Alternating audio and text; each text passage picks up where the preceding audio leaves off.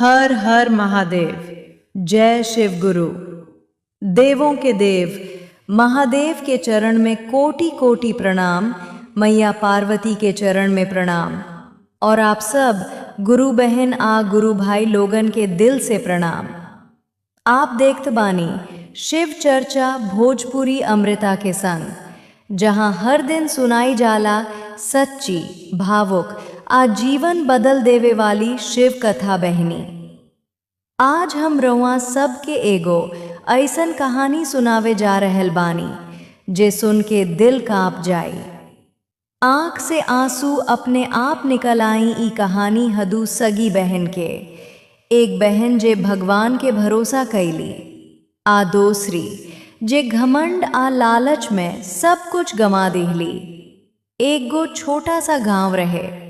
ओ गांव में एगो परिवार रहत रहे, न बहुत अमीर न बहुत गरीब, लेकिन सुख शांति भरपूर रहे। घर में पति पत्नी रहत रहन, जा दोनों एक दूसरा से बहुत प्यार करत रहन। कुछ दिन बाद भगवान के कृपा से ओ घर में एगो बिटिया जन्म लेहलस। पूरन मासी के दिन जन्म भइल, तब बड़ खुशी से नाम रखल गइल पूर्णिमा। घर में खुशियां ही खुशियां। समय बीतल, फेर से माई गर्भवती भइली। सब लोग इंतजार करत रहे, लेकिन जब दूसरी बिटिया जन्म लेहलस, ओही समय माई के सांस रुक गइल। पूरा घर रोवे लागल। बाप टूट गइल अंदर से। ऊ आदमी दुख में अंधा हो गइल। ऊ छोट बच्ची के दोष देवे लागल। कहलस, ई जन्मते अपनी माई के खा गइल। आ ओ दिन से ऊ बच्ची के नाम रख देहलस अमावस्या बहनी। सोच के देखी, एक नन्ही बच्ची जवन दुनिया में आई भी न ठीक से, उके इतना बड़ा इल्जाम दे देहल गइल। पूरा घर में अमावस्या के कोई प्यार न करत रहे, न बाप न दादा दादी। लेकिन बड़ी बहन पूर्णिमा ऊ हमेशा छोटी बहन के गले लगा लेत रहली। उके खिलावत, सुलावत, बचावत। धीरे धीरे दोनों बहन बड़ी भइली। अब बाप के चिंता बढ़ल, बेटी के शादी कर देवे के बा। बड़ी बहन पूर्णिमा के शादी एक अमीर घर में कर देहल गइल धूमधाम से, दहेज देके। लेकिन छोटी बहन अमावस्या, उके एक गरीब घर में ब्याह देहल गइल। काहे कि बाप चाहत रहे कम खर्चा हो पूर्णिमा, ससुराल में ऐशो आराम, नौकर चाकर, सुख ही सुख।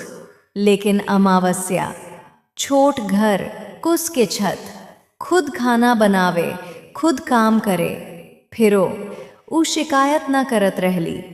काहे कि उके भरोसा रहे महादेव सब ठीक करी हैं। हर रोज अमावस्या मंदिर जात रहली, चुपचाप, आंसू के साथ।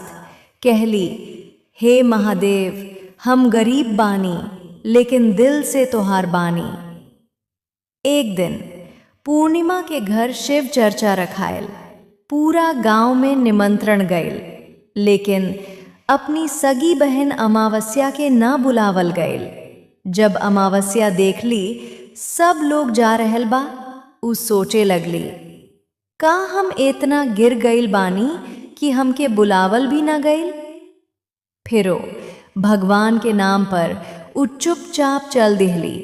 शिव चर्चा खत्म भइल, सबके प्रसाद मिलल, लेकिन अमावस्या के खाली हाथ लौटा देहल गइल। ऊ रोते रोते निकल गई। रास्ता में पहले दुर्गा मैया के मंदिर मिलल। ऊ साफ सफाई कैलस। फिर महादेव के मंदिर, ऊ शिवलिंग के जल चढ़वलस। फिर एक बूढ़ी माई मिलली, उके सेवा कैलस। बहनी, ई सब कोई आम लोग न रहन, भगवान खुद परीक्षा ले रहल रहन। जब घर पहुंचल, 4 झोरा